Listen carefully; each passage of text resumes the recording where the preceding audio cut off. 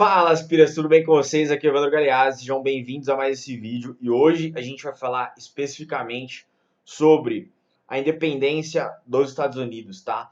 É importante pra caramba que você saiba esse conteúdo para você aplicar tanto nos concursos de soldado quanto de oficial. Mas, Evandro, por que é tão importante? Porque, galera, a gente já vai adentrando aí no século XX, né, ao longo da história. A gente já passou várias aulas no nosso Instagram. Se você não conhece, acesse aqui a descrição. Comece a seguir lá, porque todos os dias, às 6 horas da manhã, sem falta, segunda a sexta, a gente tem uma matéria diferente. A gente tem um conteúdo diferente explicado. E agora a gente está destrinchando o conteúdo de história, tá? Então, esse aqui, Estados Unidos, é super importante. Século XX, sem dúvida alguma, é o que mais cai na prova, nos concursos aí da PMSP, tanto oficial quanto soldado. Mas Estados Unidos precede muita coisa. E para a gente poder entender, tá, todo esse conceito, a gente precisa saber primeiro essa aula. Então assista até o final e depois pesquise exercícios na internet a respeito desse assunto, que é super importante. Galera, primeira coisa, quando que acontece a independência dos Estados Unidos? A independência ocorre em 4 de julho de 1776. A gente vive atualmente em um mundo americano. Os brasileiros, eles assistem mais filmes americanos do que o de nossa própria produção nacional. Ou seja, a gente consome mais a indústria de Hollywood do que a nossa própria cultura, os nossos próprios filmes devido a incentivos, devido a que nossos filmes, a galera fala que tem péssima qualidade, apesar da gente notar uma relativa melhora, né, a partir dos últimos anos. Mas mesmo assim, a gente consome muito mais filmes americanos, americanizados, do que os brasileiros, tá? Os Estados Unidos é o país que mais absorveu imigrantes em toda a história da humanidade, mas também perseguiu milhões de comunistas. Eles invadem países, assim como aconteceu no Iraque, sem dar satisfação para ninguém, sem a própria autorização da ONU. Então ele absorveu, ele é contraditório, né? Ele absorveu muito imigrante de toda a humanidade ali, o maior da história, mas também perseguiu e invade países, ou seja, uma contradição pura que os Estados Unidos têm. Os Estados Unidos é o país com maiores gastos militares do mundo, é o país com maior quantidade de mortes por armas de fogo do mundo, é o maior consumidor de energia per capita do mundo e é o que mais produz lixo do planeta, tá? Os Estados Unidos é o primeiro país independente da América cuja a sua independência inspirou todas as outras da América aqui do Sul. Colonização dos Estados Unidos. Primeiramente, os Estados Unidos ele foi colônia da Inglaterra. A colonização dos Estados Unidos tem relação com a Rainha Elizabeth I. Então, Elizabeth da Inglaterra era conhecida como a Rainha Virgem, e aí eles montam a primeira colônia aqui nos Estados Unidos. A partir da Inglaterra, eles mandam uma expedição, fundam a primeira colônia e dão nome a essa primeira colônia de Virgínia, em homenagem a Elizabeth I, conhecida como a Rainha Virgem, galera. Os primeiros anos de colonização dos Estados Unidos foram de grandes fomes, grandes conflitos com os indígenas. Exterminaram os indígenas literalmente, tá? Os holandeses também compraram terras nos Estados Unidos e chamaram de Nova Amsterdã, que hoje em dia, se a gente for ver, é Nova York. Sabe quanto que eles pagaram para os índios para poder comprar toda aquela faixa de terra? Aproximadamente, nos dias atuais, 24 dólares, tá? Os ingleses foram colonizar os Estados Unidos. Quais ingleses que foram para lá, então, colonizar os Estados Unidos? A grande maioria, pessoal, eram homens pobres, fugindo da pobreza da Inglaterra, era mendigo, era prostituta, e uma massa de puritanos calvinistas que estavam fugindo da guerra religiosa. Então, todo mundo que tinha uma religião diferente da que o Estado ali promovia, eles começaram a perseguir. Aí essa galera pressionada vem, vê a oportunidade dos Estados Unidos, que é uma terra nova, e vê ali o sonho, né, de colonizar sem ser perseguido e poder exercer livremente a sua religião.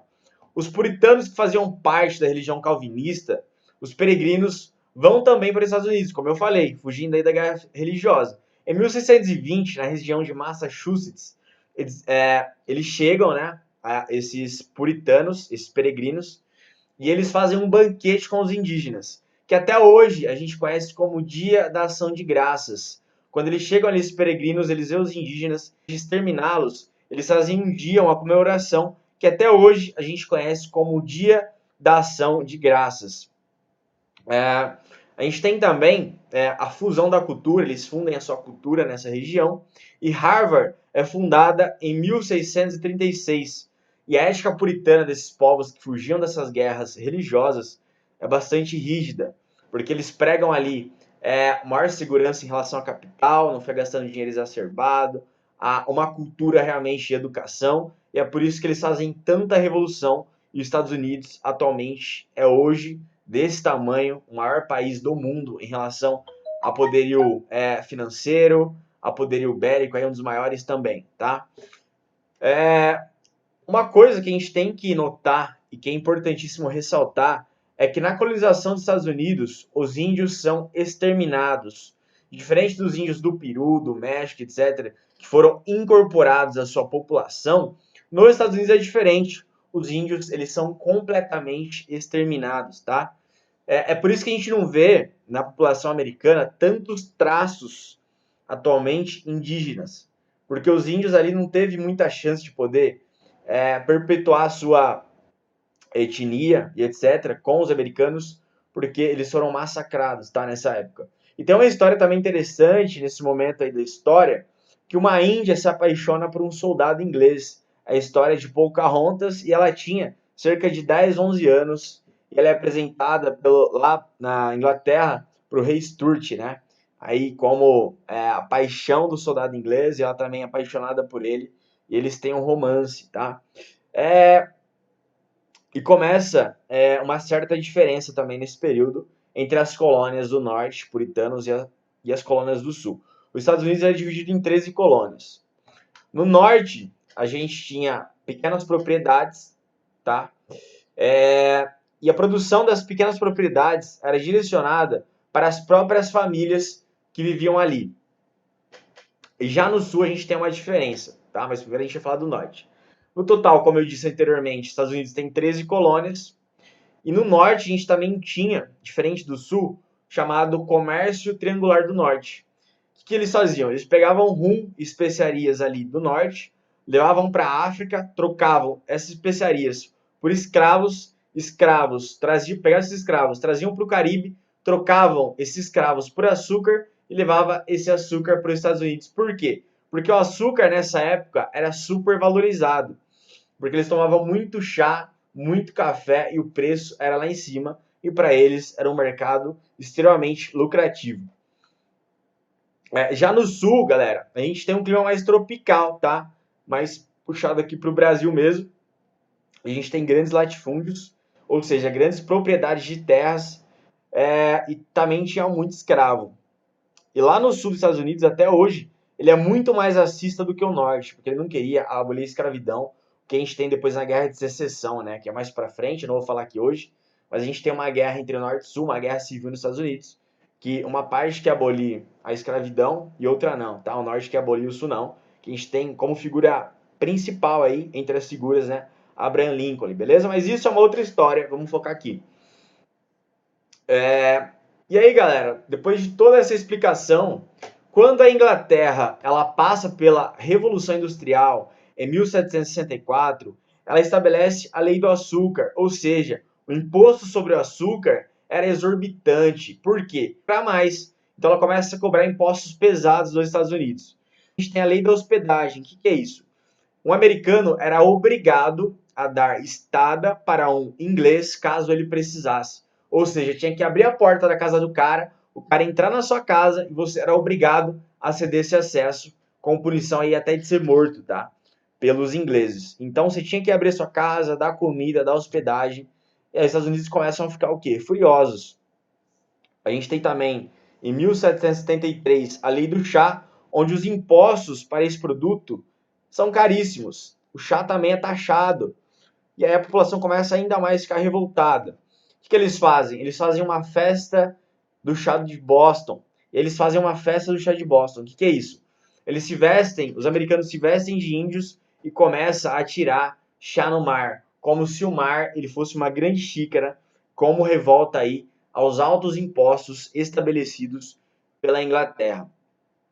E a gente tem uma reunião, né, com a galera dos Estados Unidos, que é chamado do Primeiro Congresso Continental. Isso, tá? Eles falam, Inglaterra, o negócio é o seguinte, os impostos estão sendo muito caros e se você não abaixar esse imposto, a gente vai ter uma revolução e a gente vai tirar vocês daqui. É o primeiro aviso que eles dão.